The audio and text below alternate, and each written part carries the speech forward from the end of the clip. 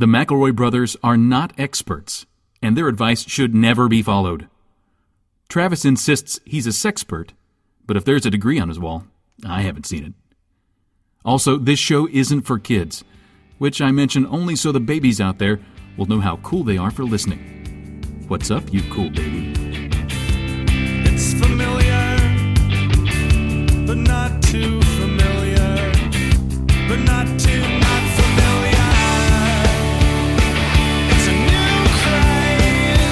Hey, good girls, do you wanna just say, hey, I wanna? Just say, hey, I wanna. Hello, everybody. Welcome to my brother, me and advice show for the modern era. I'm your oldest brother, Justin McElroy. I'm your middlest brother, Travis McElroy. And me, I'm your sweet baby brother, Griffin McElroy. Gather ye round, children. Oh, God. Oh, jeez, here we come. I have ye a story to tell.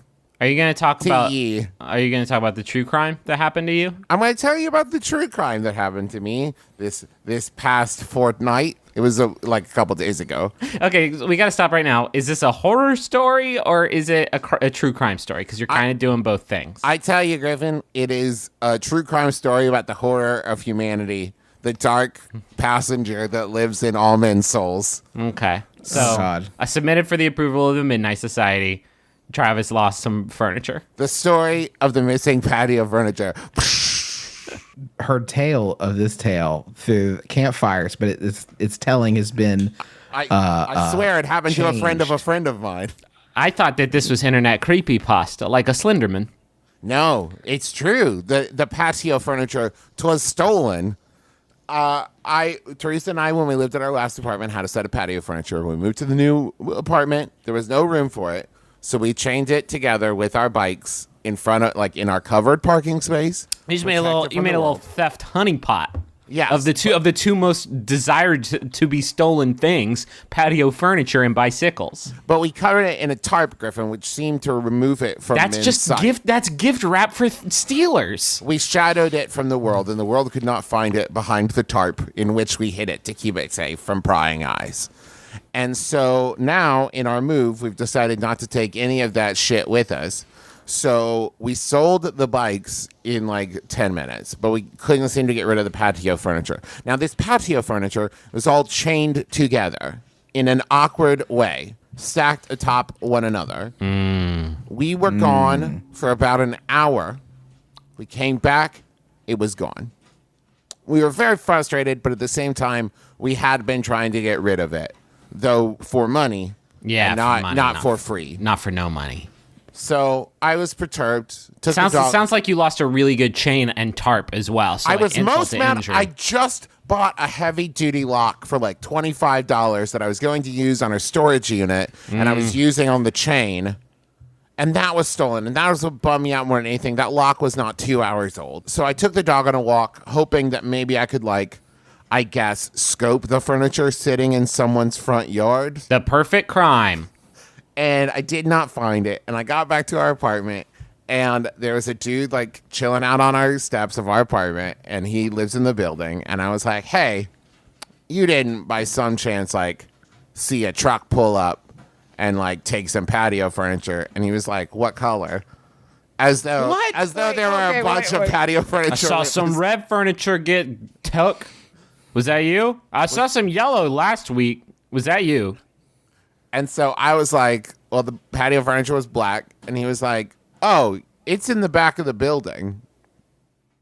What? And I was like, in the back of this building? And he was like, yeah. So like I walked back there, still chained together. It was behind the building. So someone had moved it from our parking spot, I guess ostensibly to plan on breaking apart the chain later. Yeah. And using it. Or maybe the fact that you left a fucking eyesore out in the... It was a covered. You could not see it from the street. A cover didn't make it invisible, Trav. You could. Yeah, Trav, you when was the couldn't last see it time from the street. The only way you would have known the furniture was there was by walking into our parking spot. What are you talking? Okay, but like it's an eyesore. I mean, it's an. They probably I thought guess they if wanted you're to worried park about there. the beautification of our parking spot, then yes, it's an eyesore. I'm saying is that that's never part of anybody's landscaping. I don't care if it was a tarp or covered or what. The property brothers are never like, and now we got a really nice tarp out here for you, covering some things we can't sell. Like that's not. Well, they don't show that on the show, but I guarantee there's always a tarp just like tucked into every corner of every property brother's house, whoever and you're did not this- allowed to look under it. Whoever did this just changed from a horror true crime story to a hero story, because whoever did this had to work very hard to move this big chained together bulky furniture thing. I'm talking about a John Henry size 2 cows stacked up. Like that's how big I'm talking of. A man or a woman or person just like grabbed all this furniture and threw it behind. It must have been really hard for them to do it, and they only did it because you made such an ugly thing. You made it a really ugly thing in the world. It was not that. It was a beautiful sculpture of furniture and chain that they ruined. And now that furniture is sitting in my living room because now I'm like you're Howard afraid. Hughes and I Yeah. don't trust the world and I can't put it back out there or it'll just be gone and maybe this time I never find it again. You want to get rid of it.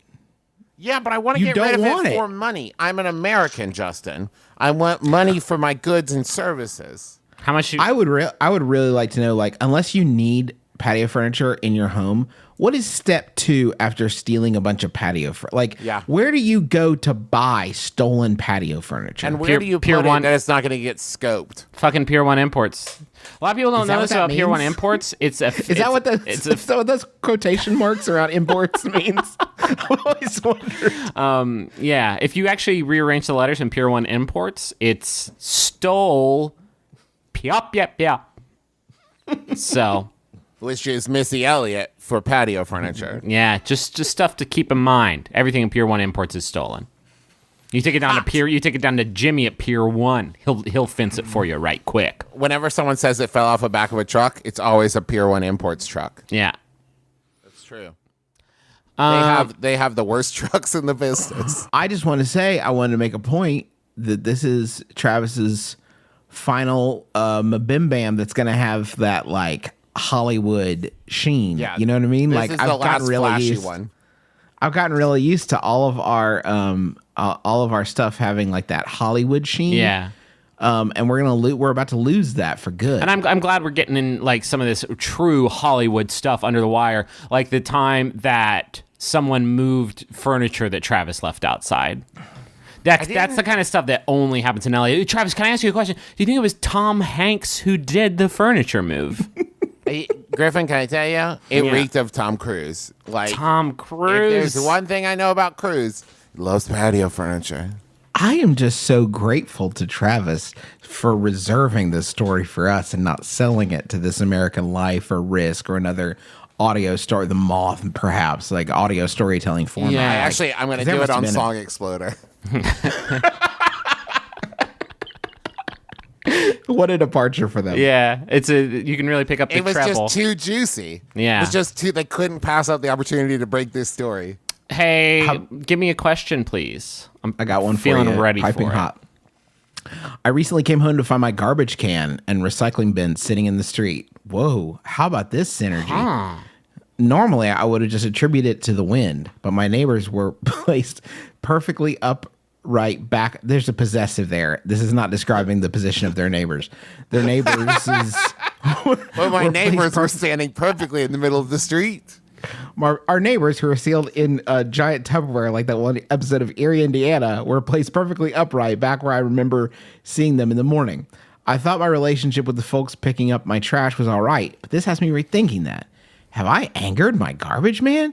Can we get back to where we used to be? And that's Jess from North Bay, Ontario. Wait, what? Hold on. I don't know. Wait. I don't know that I've ever given two thoughts to what my current relationship with the garbage people collecting my garbage is. Cool. Like, Wow, that must be a fucking relief, considering I probably think about it once a day. Yeah. really? That- Oh, I'm are not a you homeowner. kidding me? You are both homeowners. My dumpster gets removed and put back without my knowledge every week. My relationship is such that I put some really, I put some off the grid stuff out there. Things that like I don't expect them to take, but they always do take it. Yeah. And then sometimes there's like a lot of boxes because I got on a wild tear and started ordering a bunch of like garbage from eBay, like a bunch of like FMV games from eBay, and there's like boxes upon boxes out there. And I'm so certain they hate my guts that, well, one, obviously, as everyone should, I tip them at Christmas time, just run out there and hand them a little bonus to get their beaks wet. But I have actually taken to, oh God, this is embarrassing. I've actually taken to, when the garbage men come, I take my daughter outside and pretend that she loves garbage trucks, as many juicer. children do, to try to like soften the relation. Like she waves to them and they wave back, and I think there's no way they're going to be mad at me anymore after this one. I would They're gonna like to have be on such the a good garbage man relationship. side of that, where they're just like, we're never coming back to the, oh, little girl. All right, one more. All week. right, one more. We'll come back. week. We'll do them one more day. I go really hard on bulk trash pickup day, so much so that I've stopped getting the flyers telling me when that day is. What is this? I don't understand. Bulk trash pickup day is just like, it's literally just anything goes. That was the original it's name like of your it. Couch day. Yeah, your just like fucking old table day. whatever, dog. Throw your life away day. And so, like, I get worried that they're just going to stop coming to my house. And so I have a big pile in my garage of, like, good trash that I will put on top of the bad trash to try and entice them into grabbing my can. So, like, underneath I'll spend all day, like, throwing away old onions and, like, you know, stinky peppers and all kinds of stuff, just a compost and all, old racist newspapers, just like putting all that bad trash in there. And then on top of that, I'll layer like the box of an imported perfume, and I'll put that on top. And so they open it, and they'll see it and be like, this is some good trash. We love this guy. And B, if they want to just take that good trash for their own, then That's not how it works. well, if they wanted to, they just want to stick it to their backs like the trash people in the labyrinth. yeah, to make themselves bigger and more protected, then they can do that. Or like, no, I think they would take it, and they go back to the trash offices, and then they show it to all their friends, like, look what I found today, boys. It's a perfume box. I don't even know where it's from. I think Azerbaijan. No, they get frisked every day, so that would be impossible. Oh, we can't leave. No, you don't leave with the nice trash, but you can hide it in your locker and show it to your friends. So. Maybe what you want to do to fix this back up is to take Griffin's plan one step further, and when they lift the lid off the trash, you just spread some bills around the top of the trash. Like there's just some like 20s, maybe a 50 or two in there. You gotta be careful though, because they don't always open. Here's the thing about garbage men people. They don't always lift the can lid up to see if you've hidden good trash in there for them to take home to their wife and child. You're gonna have to hang a note from the tree. Money in this. Yes, but it can't say good trash because Then then anybody would could come get it. Damn it. So it's got. Not only that, if they don't open up the lid and you throw away all those bills, you've done a federal crime. You have to do a secret code that only the garbage will understand. Something like bad trash, too stinky for all. Yeah. Avoid at all costs. Banana peels wink emoji. For trash eyes only. Yeah, because that's what it's sort of like script.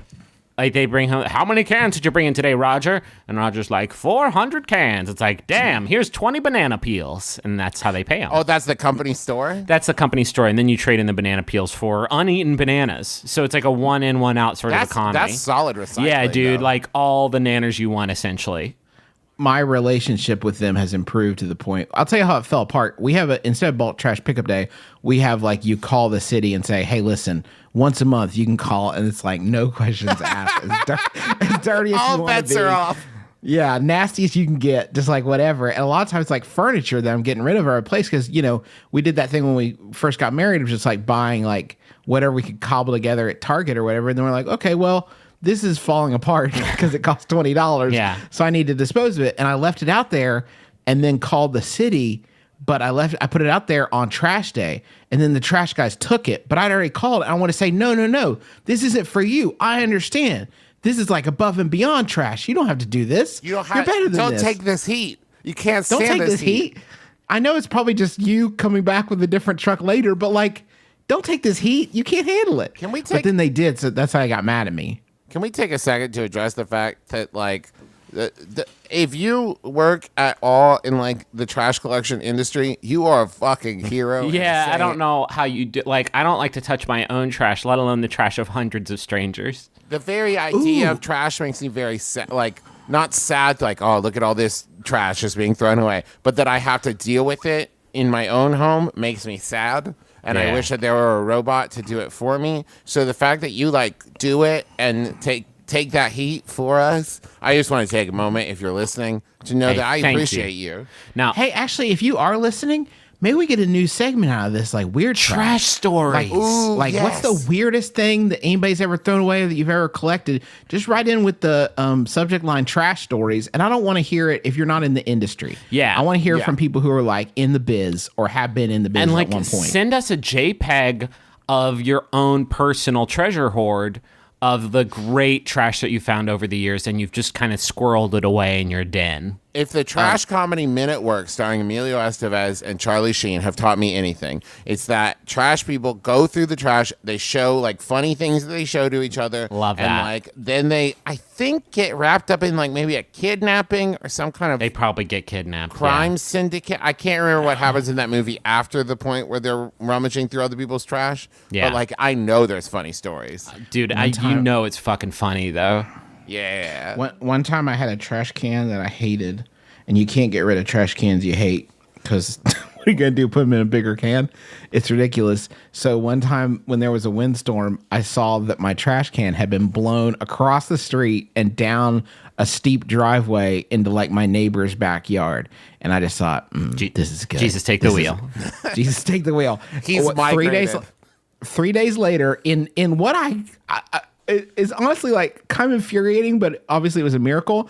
They got like they brought it in. They found it on their doorstep. And they're like, "Oh, little fella, you seem to be in need of a home. You're They going to be checked our his trash tags. can now." Yeah, and I was like, "Oh, thank God, I can buy a new, better trash can because I hate that old one." But I still kind of resented it because they didn't try to find an owner. They didn't No. go door to door knocking. Just one day go over there, just like that's mine. Yeah. Do you want a Yahoo?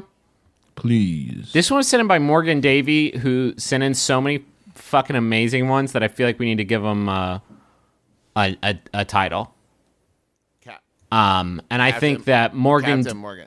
Morgan Davies Yahoo gravy is like we could refer to like the ones that they send in. Okay, I love that. I think here comes a dollop of that Morgan Davey Yahoo gravy. It's from Yahoo Answers user. Sorry, something has gone wrong. Has this platform just completely collapsed? Does nothing on this fucking platform work anymore? This is the last. This is. I'm not kidding. I think they're slow pulling it, falling slowly, like the movie once. Anyway, George Gunt asks, has anyone invented a pornographic kite? What? Has anyone invented a pornographic kite? I think it would be a great idea. Imagine how excited you would be to teach a child how to fly a stupid kite if you know there's going to be boobs on it as soon as God's grace it into the air. I would pay good money for a breast kite. And Now- I think that's close minded. I think we could do any sort of pornographic material on the kite. Yeah, I feel like boobs is just so. Let's one not say note. that. Let's just not say the word. Bosoms. I think bosoms is far. Ugh, worse. It's far too A to B. Let's A to C this stuff. Let's A to D it. You know what I mean? Like let's So make put a it. dick on there. Or I'm saying full on like scene. Yeah, no, it'll be a scene. It'll be a scene, Trav. No matter what, this porn kite is gonna be a scene. But here's the thing, Griffin. I feel like the question asker is only envisioning a printed on scenario. I'm saying this is a kite shaped like a pornographic scene. See, okay, you've really jumped from A to D there, Trav. Because I Thank think you, we're not Griffin. even on B yet. So let's start the B is for bosoms. Okay. I think it's just a kite with a pornographic scene on it, and if you fly a kite that has nudity on it at a park or a beach or an airport, don't do it in an airport. Actually, I just thought about it. You're gonna get sucked into the You'll jets. get or at the very least, you'll get tangled up on the wing, and then you're flying around outside of the plane. Ugh. It's gonna be one of those two, though. One of those little Prince kind of scenarios. Yeah, one of those Mission Impossible Ghost Protocols. Sure. And so you're flying the kite and it has nudity on it, and then I think nobody could really get mad at you because it's all the way up in the sky, and you can be Well, like, you can't even prove that's mine. It's way up but in then the sky. they're all waiting for it to land to prove that it's pornographic, and that's your challenge to keep it up in the air until they all go home. You're the only response. I think you could have a pretty good cover is if you act like it surprised you, but you don't know what to do now. Like, oh, come on. Come on, get back down here. This is ridiculous. I swear, when I went up, it had clothes on. I don't know what happened. The wind blew its clothes off. Oh, man. Oh, I like that move. I mean, the that's- wind. I think The wind. Come on. I'm saying the easier sell is if it's all the way up in the sky, you can disavow ownership of the kite because it's so far up there. How can you prove that this is mine? Oh, like it's in the stratosphere. Like, oh, it's this kite belongs to God now. Right. I might be holding a string that is tethering the kite to terra firma, but that doesn't. I don't own it. It's so far up in the sky. You know what I mean? Like if you have a porno balloon and you let go of it, it's in the sky. I can't own this. They actually can't arrest you either because that crime is happening in the sky. So as we all know, it falls under avian law. Yeah. And they cannot arrest you for They gotta that take because it to you're bird on the court. ground. Yeah, you're out of their jurisdiction. Like they can kind of like look, like the bird cops can kind of look at it like, ugh, these guys. Distasteful. Again. I think the best porno kite you could have, rather than like obviously a ventricular scene that evolves as it flies through the air, that would be amazing. I would like to see kind of just like a naked man who is aware that he's flying. So he's sort of cool. so he's like living two dreams at once. Like, wow, why is this happening? Yeah. Ventricular material, I think, will be too heavy to catch Yes. to take flight, unfortunately. Yes. But I think we could get the naked man dream going. Does he have My his arms worry up over is- his head like Superman? Yeah, and it's a human-sized kite, and the background is clear. So, like, if you just looked up there, it'd be like, "Holy shit, Superman done lost his mind." Now the thing From the is, Justin, ground. I'm gonna say my worry here is it's not pornographic enough. It sounds like it's Because there's just nothing pornographic about it. well, it's just nudity. You know what I mean? Like that is a nude kite. Well, you got to give him a facial expression that looks like he's up to something. Ah, That's okay. I don't know. Yeah, I know it when I see it, and that certainly has a look. He certainly has a look of like surprise at flight, but also, Maybe he's cranking his hog. that's one thing that could happen. And maybe that the hog crank sort of mechanism is attached to the string, and so you can really just get it going. Vroom. That's not the kite sound, but kites don't have a sound. You wind it up with the rubber band real tight before you let it go. Yeah. And then once it's up there, it's just like off to the races. And when the rubber band runs out, it just drifts back to Earth, and that's the end. That's the end of the show. Everybody go home. You kids get out of here. I think my favorite part of this question is the word invented. Yeah. Because I would like to see that laboratory. I'm just saying, invented is a weird way to put it. When was the last time someone invented any kind of kite rather than just like making a kite? Doug Funny's dad invented the fighter kite. I don't know if you guys remember that.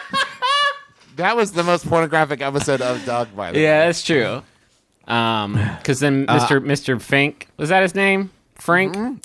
What's his fucking name? Mr. Funny is Doug Funny's dad. Well, but What then are he you had the talking weird about? neighbor who was also an inventor who was Dink. like, Mr. Dink was like, yeah, let's put some jugs on there. And then Roger Klotz is like, sexy kite funny. Really good, Griffin. Man, Griffin, you've been hiding a perfect Roger Klotz under That a was bushel. really good, Roger Klotz. I'm going to crank my hog to that later, funny. Well, hold on. Well, Wow, ruining wow, my wow, childhood. wow, wow. Watch me crank my hog. Funny. Oh, no. No, not like this. No, this is ruined. I recently moved into a shared house and have several new roommates. 4 of us own cars, but there's only one parking space in the driveway, which has been claimed by the person who has lived there the longest. Every other place I've lived was to treat the driveway like a first come, first serve. As the newest member of the household, I don't want to rock the boat too much by questioning the validity of their claim, but it hardly seems fair they should have the driveway reserved for them based on seniority while the rest of us battle for street parking. Is their claim acceptable? Do I risk creating drama by bringing it up? Added info, this person isn't someone I want to pick a fight with. They're opinionated, hot-headed, and controlling. That's from Powerless Parker in Portland.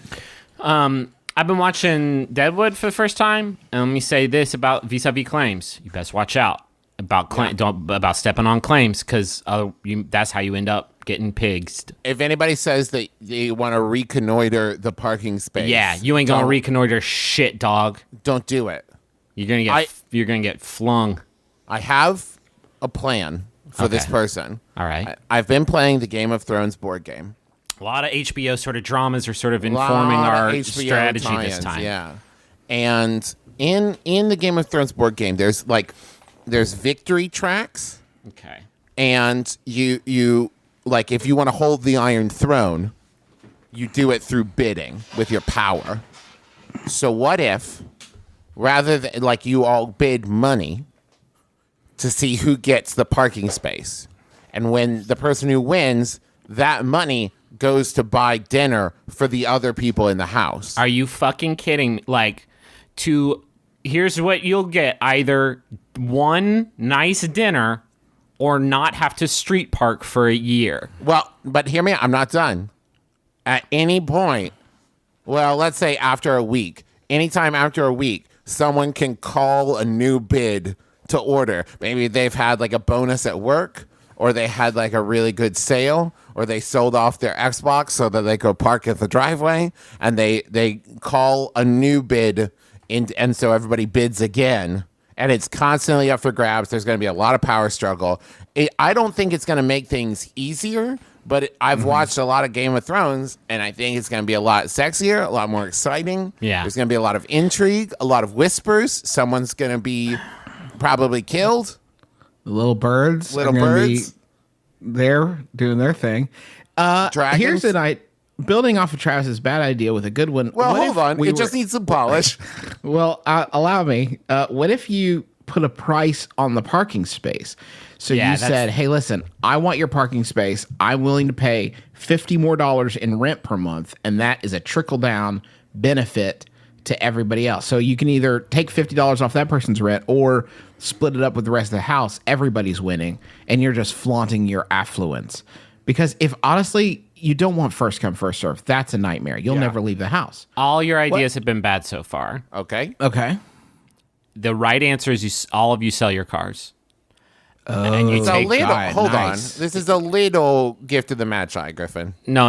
You haven't let me fucking finish. This would be like if Gift to the Magi was like, I need a watch band. I love my hair. The end. No, you sell all your cars. You put all that money in a pool. You buy. There's 4 of you. Yes. You buy 4 scooters. Right? Scooters are much smaller, much more fun to ride, very usable in Portland. You have a scooter race, and then whoever wins the race gets to use the driveway. But if They you can have buy 4 their car back. And they drive their car back. You have to, everybody else that's it, Justin. We're doing this shit for pinks. You do the scooter race. Whoever wins gets all the scooters, can sell as many scooters as they want to buy back a car that then they get to use in the driveway. And nobody else has cars anymore, so you don't have to worry about parking them on the street. So You know, in the short-lived HBO series Vinyl, right. there was I didn't actually watch Vinyl. okay, I could but tell I- you guys about Entourage. There's an episode where Vince buys everybody a car. Does that help you? in the television show Big Love, a very tall man loves a very tall woman as well, just very much, and it's sort of like a good romance story. And so just love each other, and just like the car thing will work itself out. That's beautiful. That's really good. Beautiful, Griffin. Okay, I do have to say though, you entered into this house understanding this arrangement. I don't know if the fault lies with you for not understanding the politics before you moved in, or the fault lies with the others for bringing in a usurper. You probably had a look about you of a usurper. Oh, yes. And the fact that they would still bring you into their home, maybe the blame is on them. I don't know. They should be screening better for usurpers. At the very least, I don't know. I just feel like some kind of monthly rotation. Yeah. There you go. That's nice, and I mean, that's good. something where it's just like we all acknowledge that this is, because right now this is so non-mutually beneficial and so ironclad. Like this person is a despot. This person who has been there the longest and says the car is mine is a despot and must be overthrown. Hey, how about you listen, come close. How about you just fucking park? Just Ooh, fucking I like park this. there. What are A they going to coup. do? Yeah. Then, you don't like my car there? Go outside and lift it, tough guy. Go outside and pick it up and move Well, it wait. somewhere. It sounds like this person could do that because they're very big. If they do that, then they earn the spot. They deserve it. And that gives you a reason to go get cut so you can lift their car up. Oh, I like this. It becomes a strongman competition. Exactly. What if it's Brock Lesnar, though, and he just eats the car? That's another. Whoa. Eat his car. If you eat his car piece by piece at a pace at which he will not recognize that it's happening, and then one day he goes and he parks his rear view mirror out there and he's like, man, this thing just doesn't have the get up and go it used to. You eat that last piece and he's like, I thought I had a car. I guess not. And you are dead, but there is a good thing that you can park there whenever you want. Just real quick, Dad just texted all of us. It's just saying that he's about to make a Jungle Gyms run and wants to know if we want him to pick us up any food. Can you text him and ask if they have any instant horchata? I would just love a bag of that. Okay. I had some at the beach and it was top. Well, that would be for you. So I think you could probably swing that maybe when we're done recording. I'm recording a podcast right and now. Travis says a bag of pig buttholes. So we're having a lot of fun with this text chain with our dad. I'm gonna put a corollary on Travis that he wants Cajun flavor. Yeah, make sure you blast those butts. Let's go to the money zone.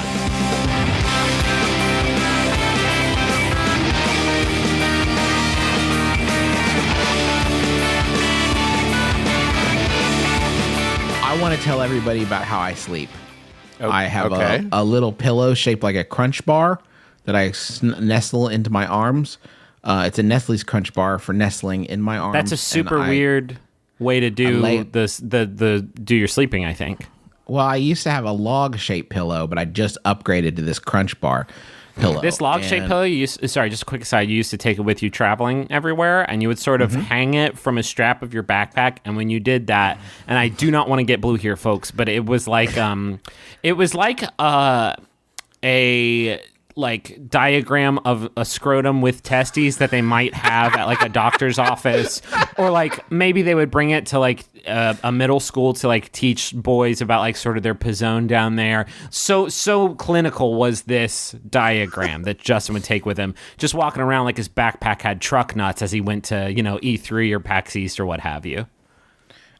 Yes, that's true. I did have truck nuts for my backpack, but now that part is done with, and now we've moved on to the Crunch pillow. Anyway, this is like not the point, but the point is I'm sleeping on Boll and Branch sheets, and they are the most comfortable, best sheets that I've ever slept on in my entire life. Whether you're a 4-hour night type or more like a 10-hour night type, Boll and Branch makes getting a good night's sleep possible with their super comfortable sheets. And they don't just sell sheets. They have duvet covers. They have so much great towels, sheets, blankets, everything.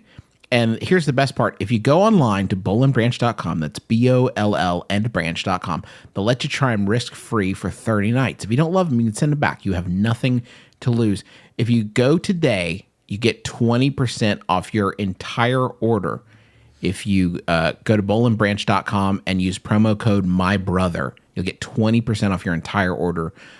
They come beautifully packaged. They are the best sheets you will ever sleep on. I guarantee it. So go check it out. Boll, BOLL, and branch.com, promo code MYBROTHER. Travis, tell me all about Trunk Club, because I know you've been getting your fashion game right. So we all like pants, right? I disagree with the whole sort of premise of your assertion. So listen, here's the thing. I was recently talking with people about this whole cargo shorts thing. We're not going to get into that here, but I was talking with people about fashion. And somebody made the claim of like, I don't care about fashion. Fashion is not important to me. And listen, Right. I understand that. I feel the same way. I don't know two shits about fashion. But I went into Trunk Club.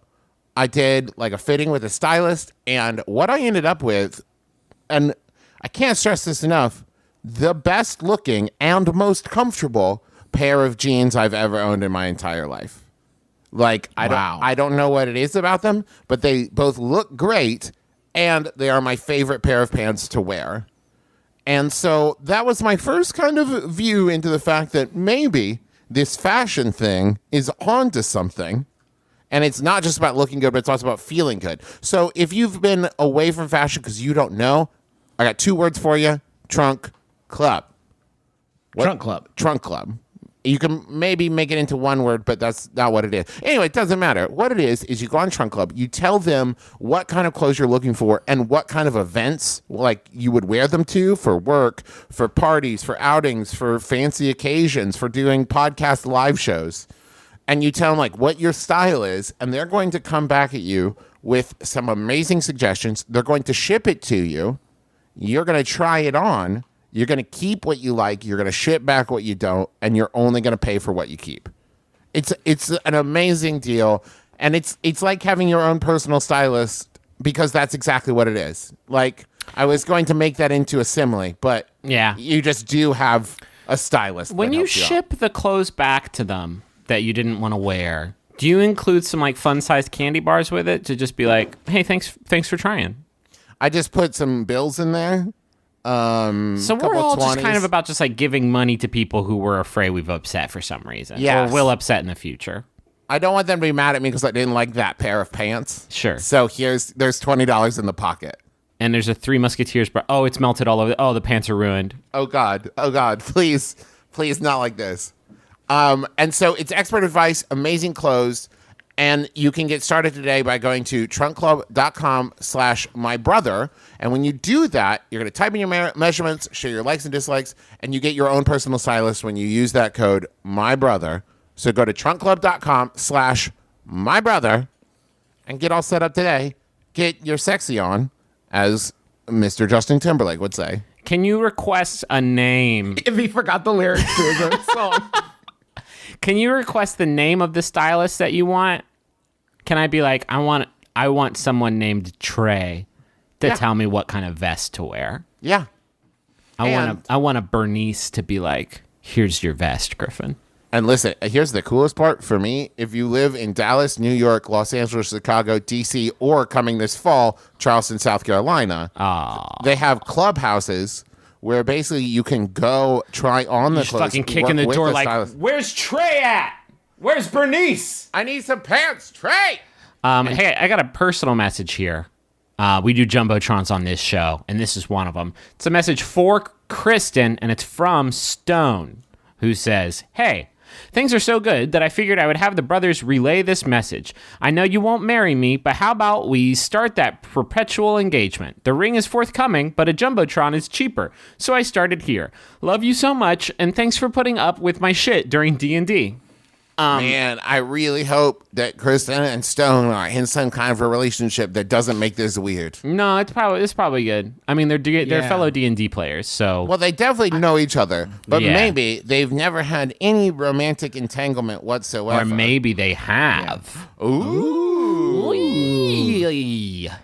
I don't know what that noise was. I'm sorry. It wasn't the noise you made, and I tried to match it, but it came out different. Stone, we hope you got the desired reaction from this message that you did for yourself and for Kristen. I have one for Mike, and it's from Skittles Joe, who I thought was only on Still Buffering, but I guess he's crossing That over. fool's everywhere. Oh, God, he's crossing over. everywhere. Get the blasters. Mike, I'm glad you survived your second fight with an SUV. I hope the miracles of modern medicine have helped you get your bones back together and your lung completely unlacerated.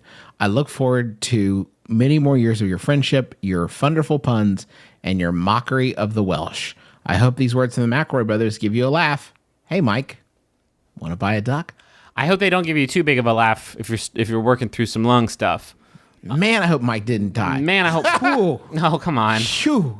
I just do. I do. I Hope, know, but I mean, that's I hope a- that for everybody. that's You know but, what? Like, I hope Mike never dies. Well, I hope Mike lives sure. forever. I mean, if Mike's taken on 2 SUVs and been fine, I think he's kid tested, mother approved at this point. I don't think you blow Mike down with a Yeah, dibs on Mr. Glass, by the way. If we've got an Unbreakable. yeah, for sure. Well, I think Skittles Joe is going to be the Mr. Glass here, except it's like because his bones are like a bunch of Skittles. You know those commercials where the guy touches the stuff and it turns into Skittles? That's what Skittles. That's what his bones are like. Oh, poor guy. Also, Oh, man. Samuel L. Jackson does not play him in this one, unfortunately. Couldn't get him. This is Samuel M. Jackson. The next one in the one. alphabet. Yeah. New York City, listen up. Your fellow Max Fun listeners and hosts are gathering at Stuart Wellington's new Brooklyn bar, and you're invited. You probably know Stuart from his hilarious movie riffing on the Flophouse, but did you know he's also a small business owner? It's true. Join Stuart and a ton of new Max Fun friends at the Hinterlands Bar on Saturday, August 27th at 7 p.m. You can find more information at bit.ly/MaxFunHinterlands. See you there. Hey, do you guys want a Yahoo? Hit me. Someone sent in by level 9000 Yadrew, Drew Davenport. Thank you, Drew. It's by Yadrew Answers, user Kobe. Now that is a Yahoo Answers website page that loads good and right. We got 2 advertisements. They're both loading. They're both animating. It's going fucking great. Kobe asks, is it normal to get aroused by the sight and smell of garlic bread? Wow, this is a really sexy episode. So I was at the dinner table eating garlic bread with the family, and I started to feel a tingly sensation down there. And I asked to be excused to go to the toilet, and I pulled my pants down. Oh man, really? If you are a kid, please turn the pot. Sometimes like we do live shows and like 12 years olds come up to us and like, thanks for helping shape us. And I'm like, fuck, that's not great, but okay. But seriously, it's a crime if you don't it's entrapment if you don't mute the podcast for the next 5 seconds. I asked to be excused to go to the toilet, and I pulled my pants down to find I was completely drenched. Whoa! I don't think this is normal. What should I do? What? I'm like this for the Cheddar Bay biscuits at Red Lobster. I get there and yeah. I get there and it's Shrimp Fest, and I get so excited for Shrimp Fest that I forget that it's always Cheddar Bay Biscuit Fest, and then I'm just soaked. Oh, God. God bless. Just soaked through. Garlic bread's really good sometimes. If it's that like Texas toast garlic bread where it's just like you're eating a frisbee-sized piece of bread and it's lightly garlicked on top, like fuck that shit. But if we're talking about some knots with some herbs in it and some garlicky, cheesy butter in there, There's a wild variance in quality of garlic. Yeah. bread. Like, Wait, you really don't know what you're going to get. This is an important question, Griffin. In the Yahoo Answers question you just read, had this person begun eating the garlic bread, or had the garlic bread, or were they just like anticipating the garlic bread? they were eating garlic bread. Okay. Okay. That was important because I was going to say that this is an unfortunate experience if you feel this every time you anticipate garlic bread and then you eat it and you're like, whoa, that didn't deserve that. There's a lot of unfortunate things about this, Travis. Namely, like, you can never go to Olive Garden. Well, you can go to Olive Garden once. You better plan your day, though. You better have a whole exit strategy. Maybe do it on a birthday or something before you're 18. But do it on a birthday and just have it be like a really nice special day, and you just like know going in, this is the first and only time I'll ever be allowed inside of an Olive Garden. Yeah, you'll know if you find someone with this condition if you're an Olive Garden waiter, because when you ask them what they want, they're the ones who stare off into the distance for 10 minutes. Yeah. Like, oh, what a question. Oh, what does one get? A normal life. What does one get at their one visit to the Olive Garden? Oh, what a question. Any specials? How is the spaghetti?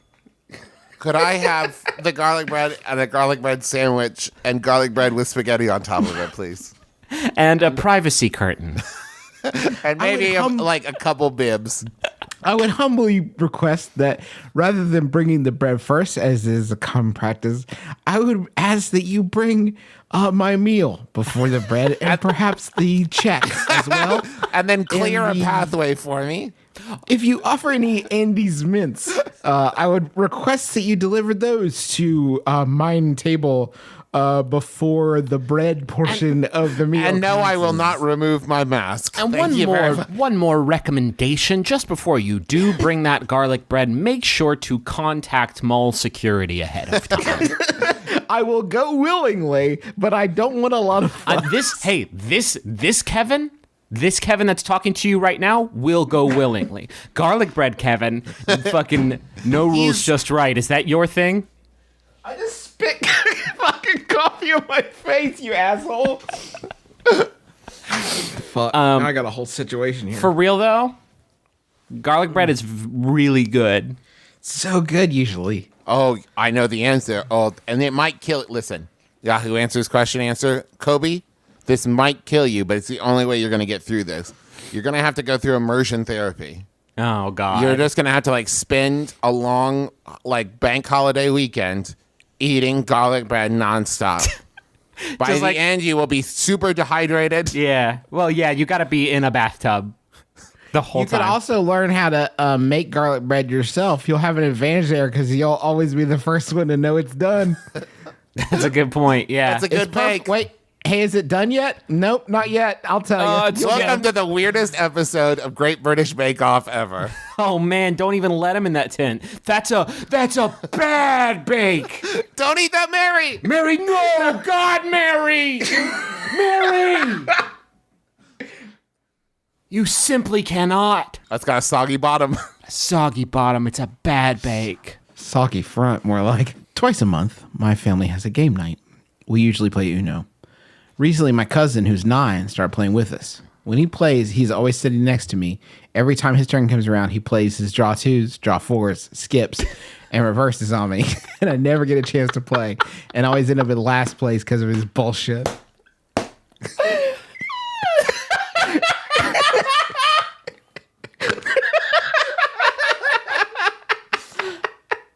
Oh man. At what age is it appropriate for me to tell him to stop being a fucking asshole? That's from last place with 479 points. This is so unbelievably good. It's fucking pint-sized Moriarty. It's Yeah. just ready for you at every turn. Just always ready to thwart whatever plans you've cooked up. Have a nice combo all lined up, and he's, well. Draw 4. Hey, Steven, do you remember when I was 7 and at my 7th birthday, you took the corner piece of cake? Draw 4, motherfucker. Draw 4. I've been planning this shit honing my Uno skills for this moment. Here's the thing.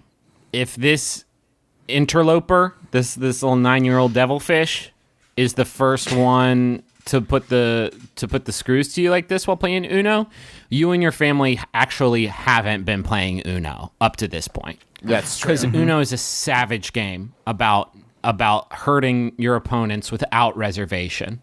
It's why it's called Uno, because by the end of it, you'll feel alone and unsafe in the world, and like you're the only one you can trust. Yeah.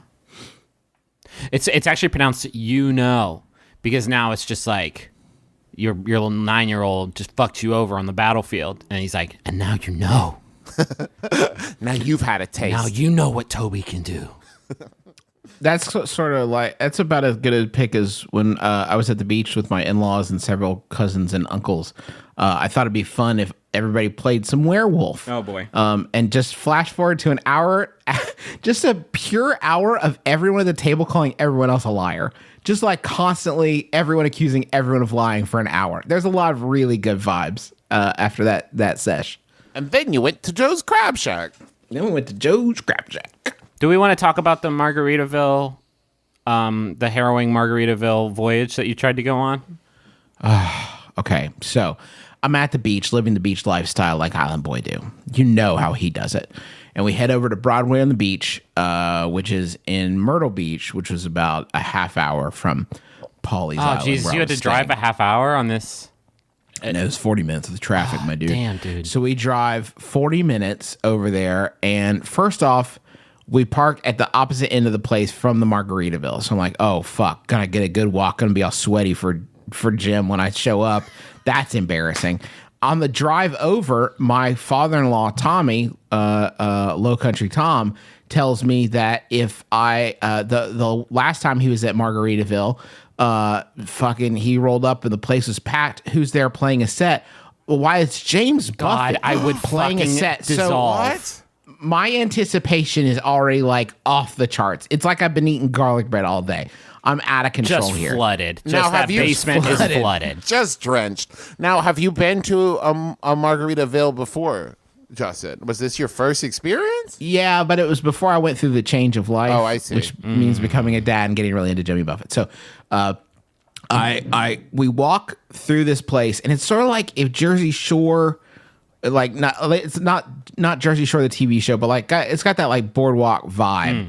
But it's in the sweltering, miserable 95-degree heat of South Carolina, and we're strolling along. I have to walk past a closed down Magic Quest, which is like the saddest. I know, fucking brutal. I walked past a magic shop that I didn't have time to go into because I was so hungry for some of that coconut shrimp prepared by JB himself. Had the magic shop absorbed all the magic from Magic Quest, and that's why it closed? They thought it was a heyday. They were like, "Well, listen, there's a lot of wands over there. Let's go get our fill, pick it clean." They like looted the vultures we are.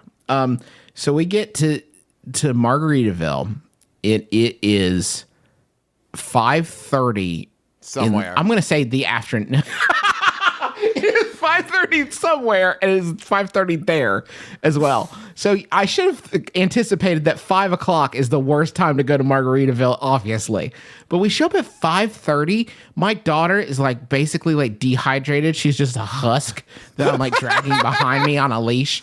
And we're like dead, basically. We're like on the verge of death. And I show up and I'm looking around, like peeking around, like I know JB's probably expecting me because he heard Island Boys on his way over. I get in there and they tell us that to see our party, we are going to have to wait. This is not an exaggeration. 2 hours. Whoa. Wow. How many were in your party? 36. And a baby. 36. No, 7 people and a baby. That Who's a ain't that people bad. too, but like you got to specify that for a high chipper. Well, okay, you explained the weight actually earlier in the story, and that is that Jim James Buffett III is making all the coconut shrimp himself. It is the only thing on the menu, which is kind of weird. Like he doesn't know how to make margaritas, which is like he's obviously very successful. He has people to do that for him, but he can make a mean fucking coconut shrimp. So you mainly just come in and you get the shrimp, no questions asked. But it does take him a while to prepare them. So 2 hours of waiting, 2 hours. No way. Absolutely cannot do it. And what's that like lurking over my shoulder behind me? You guessed it. Fucking Joe's Crab Shack. The second choice, like we're always second choice. America's second choice. Yeah. America's second choice. And like I would have had to walk, like if we didn't want to eat Joe's Crab Shack, we would have had to walk all the way the fuck back up here to eat at like the Japanese hibachi place at the Myrtle Beach, Broadway on the beach. Like no, not happening. Yeah. It's got to be Joe's Crab Shack. We would have died. We wouldn't have lived. I get in there. They're playing Matchbox 20s. Ooh. Not one of the good ones. Oh. Like my favorite. Yeah, no, actually my favorite one. And I'm like, whoa, this is pretty okay. I sit down, I order a crab pot. They put a bib on Oh me. man, does it say something like this guy's a queef? It's It wasn't Dick's Last Resort, Chris. Oh, This sorry. is Joe's I Crab got Shack. confused This is Joe's Crab with the Shack. other one. They put one on me that says shrimping ain't easy. Okay, so they do write on him, It did right but on. it didn't say this guy's a real. But I'm the queef. I didn't realize that I'm the only one at the table that ordered a dish that that necessitated in a bib. And I'm also the only one at the table who is not living a life in which physical fitness is a large component. Oh, no. To put it in a ginger way. So it's like, it literally looks like they have, I don't know a nice way of saying this. I'm shaming myself here, but I'm the only fat one, and I have a bib and claw crackers that they brought special for me. Literally 20 minutes before, I did not need to be living this life for 20 minutes before the food arrived. They addressed it like very early on in the meal. I was drinking a huge glass of blue drink that had a shark filled with a red drink that I poured into it called a shark bite.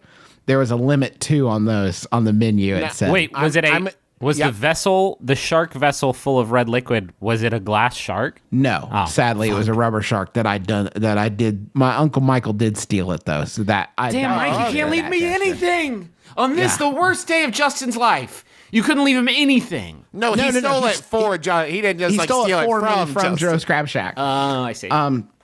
So just when I think You that should this change could his not- name in case they're looking for him, Justin. Just when I think this could not get any darker, JB has abandoned me. Just to recap, JB has abandoned me. I'm wearing a bib that says Shrimpin' Ain't It says Easy, and I'm number the one only queef one there. on it. There's that one queef on it. Another facet, there is a guy with a balloon hat, making balloon animals table to table. And I can just see from his orbit that he's like about to collide with Planet J-Man.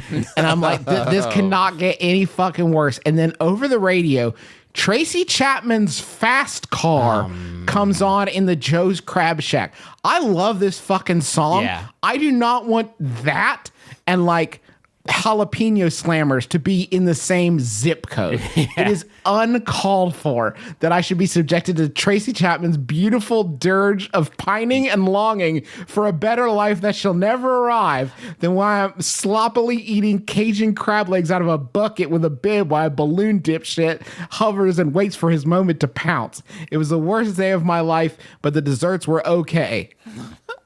3 out of 5 stars. And a s'mores thing. And this concludes my Yelp review. and then we went to the Gilligan's Island Goofy Golf. The only Yelp review said that every time this guy goes, there's someone pleasuring themselves on the 6th hole. And he said that's a must. What was the 6th hole? It was nothing. There was nothing there. There was no one pleasuring themselves. But there wasn't a particularly sexy bunker. No, but it did. I mean, it made sense. There was a shack that said garlic bread, except the sign had been like painted over. So obviously it was no longer available. Yeah. Which maybe explains that. But yeah, so that was basically the hardest day of my life. And I blame Jimmy Buffett. Why for isn't it. the media covering this? Is what I want to know. Where is the media? That's what I want to know. Give Lochte a break for a second. He'll be there. Okay, he's not going to swim away. He's going to keep on fucking up. So just like wait till tomorrow. Just come give me a day in the light. Give me a day in the light. Just my day at court. That island court. You wouldn't sue James, would you? Who would you No, sue? I just want a small. I mean, Give me a he list. knows Give me a it. Kill Bill top 5 list of people who wronged you in this story, starting with number and 5 where does until we get Balloon up to the main offender. Okay, number 5, myself. I did agree to go, and I knew that it was in Myrtle Beach. Yeah, That's not really one of Island Boys' hangouts. That kind of violates this whole chill lifestyle. yeah, absolutely. I blame the server for not recognizing me. Like the greeter at Jimmy Buffett's Margaritaville. Yeah. I blame him for not recognizing me from podcasting. Yeah, How many times did you say the phrase, "Don't you know who I am"? Just the once, but I thought that would be enough. I said, I'm about to shoot a streaming TV show, sir. That didn't. And I've fly made either. many jokes about my fanhood of James Buffett. So Yeah, can you call so number 3, James? But I can't really blame him. He can't be everywhere at once, and the server, despite my request, the greeter would not call him on like the coconut telegraph or whatever they use to communicate with Jimmy. So that would be your Kill Bill interaction there, where you actually were interacting with Bill, and you didn't want to do it, but you knew you had to give your life some kind of like closure. Right. did you know if you cut a coconut open and you whisper into it, he'll hear it? But he might not always answer the way Oh, you think. yeah. Yeah, you're not going to get. You got to the look answers you're out for looking signs. You're not going to get the answer you want, but you're always going to get the answer you need. Thanks, James. Number Thanks, 2, James. number 2, number 1, just real quick. God, Okay. obviously, and I feel like Tracy Chapman had a hand in this somehow. Tracy Chapman did. Maybe we swap Tracy Chapman number 2 for just being such a talented, heartbreakingly good songwriter. Yeah. Rob Thomas 2A. Yeah. For dropping the ball with Matchbox 20, just like letting that whole shit. Maybe we're all to blame for Matchbox 20 not being the prominent force in media. Yeah, why didn't we appreciate them as much as we should have? Everyone else. I know That's I not didn't. me. Every review you read of their albums is just like, I wish it was, why isn't it Matchbox 30 or 40? And it's like, can you focus on the fucking music instead of talking about how the number could be higher? Where's Smooth 2, the sequel to Smooth? We're all waiting. Google and God number 1, and I guess Yelp for not telling me that there would be a review. I blame a lot of people. Yeah. Side note: do you guys feel like Matchbox 20 is like getting some heat? It's again? getting some heat again. Yeah. A lot of people are talking about Smooth. A lot of people talk about Smooth, and I feel like we've rounded the bend. Like remember when Dwight started listening to Billy Joel as a joke, and then he got really into Billy Joel. I feel like we're all making that Billy Joel switch. Yeah. With Matchbox 20, we're kind of appreciating that. Like they did have some pretty fucking good songs. And Yeah. they did make a lot of sense, like lyrically, but there are still some pretty good tunes. I've been on board with MV20 since day one. Yeah. I found them. Here's a little. This might be controversial, but as much as I love Dave Matthews Band, Oh, God. I found Matchbox 20 to be a solid, if not better, Dave Matthews Band alternative. Like someone who maybe is lactose intolerant and they only drink almond milk. Matchbox 20 is the almond milk of music. Do you know who was in Cincinnati last night, just a scant month before Travis is to make his home there? Why, it's Rob Thomas and Counting Crows. I would have destroyed that show. Yeah, dude. Shit, that's a good lineup. It's a good lineup. I would have crushed that show. What if those two forces get together and they start a band called Matchbox 30, and the OG crew of Matchbox 20 is like, yo, Rob, yo, Bobby, Tom, what's going on? You can't just do that to me and us, the rest of the band Matchbox 20. And Rob Thomas is like, I don't even know you guys anymore. But that's true because he's in a fugue state where he can no longer remember Matchbox 20.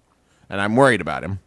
Did Carlos Santana cast a memory spell on him? That's all I want to know. And for a while, that he was possible? just a show creator and he made Veronica Mars. Yeah. And they were like, come back to music. And he's like, I don't know what you're talking about. I've always been a show creator Yeah. because of a weird curse that Carlos Santana put on him. He played the Forbidden Riff.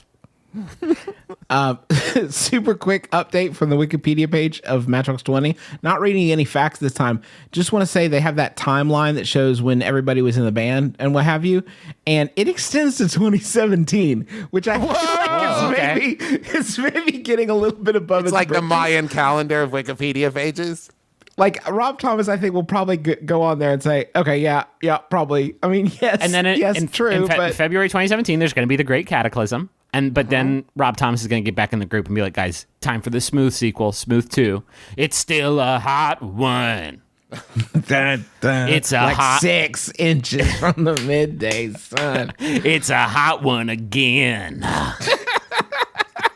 And It's you're still still like the ocean. So this has been our podcast, my brother, and me. It's an advice show. I would like to know if it's still a hot one, though. I mean, go Warmie's really just going buck wild, and I think it just like Rob Thomas has a sort of a responsibility. I did want to tell everybody before we get into all the stuff we got to talk about real quick. I guess this is one of the stuffs. So Wednesday, September 7th, 7 p.m. Joseph Beth Booksellers. I am going in Cincinnati, Ohio. I'm going to be there moderating a discussion with the co-creators and authors of Welcome to Night Vale, Joseph Fink and Jeffrey Craner. That should be really fun. I really love Night Vale, and it promises to be an illuminating discussion despite my participation in it. I'll probably be there too, but I'll just be like looking at books and drinking coffee and just like hanging out. And Joe Beth. Yeah. I've missed Joe Beth. So that there's more information on that at welcometonightvale.com. And anyway, that's 7 p.m. September 7th. If you're around that area in Cincinnati, you should come on out because I think that it'll be really fun. I personally, I think Sure. for me. Yeah. And if you're in the LA, just another quick plug. If you're in the LA area, September 22nd, our friend Kate Leth is going to be doing a similar gig with them. So should be pretty cool. And if you're in the LA area right now, just go to Travis's fucking place and get you some patio furniture. I guarantee you're gonna love. I'll give it how to you for feels. $25. You won't do it on the free skis, huh? I want to thank John Roderick and the Long Winters for the use of our theme song Into Departure off the album Putting the Days to Bed. It's a great song, great album. I want to thank the Max Fun Network for having us. You can go to MaximumFun.org and just start listening to some good podcasts like One Bad Mother, Stop Podcasting Yourself, Throwing Shade. There's so many great ones that I guarantee you're going to love. Just go to MaximumFun.org and check it out. And we also have other podcasts that we do, which you can find all of them at McElroyshows.com. And you can find all like the video stuff we do there as well. It's full of all of our content. catch I also it. just want to say, yeah. I also just want to say that we're like ramping up into beginning production on our TV show, and just like as a personal note, I'm super excited about it. Yeah, I fuck think- yeah. I think you all are really gonna like it. We've been trying, as we've been like talking about it, to think like what would our listeners like above all, and I'm very excited about it. And I can't wait to get started. Yeah, I think it's gonna be a lot of fun. Anything else, boys? You like follow us on Twitter? And No, we're not Facebook? gonna do that. All right, here we go with the But you final could do that if Yahoo. you. I'm just saying, like you could. Final do Yahoo is sent in by Morgan Davies Yahoo Gravy. Boy, I hope we don't forget about that by the next episode. How could we? It's from a non-Yahoo Answers user. It's something's gone wrong. Call him Canada. Asks, what is the relationship between emo culture and emo Phillips?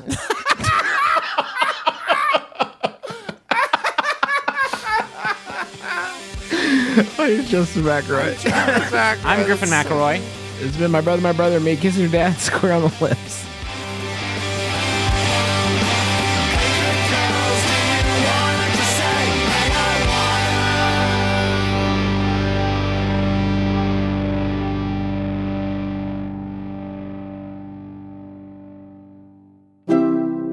MaximumFun.org. Comedy and culture. Artist owned. Listener supported. I'm Travis. And I'm Andy. And we host Bunker Buddies, a comedy apocalypse podcast every Wednesday on MaximumFun.org. We've got a brand new format for our podcast that we hope you want to come and check out. We try out products for your go bag. We'll try out cheddar larva and cricket bars so you don't have to. We play Would You Rather and answer questions from the audience. And we have great guests that pop into the bunker. It's everything you love about the show and more. Come check it out every Wednesday here on MaximumFun.org. Stay safe out there. There's always hope and cheesecake.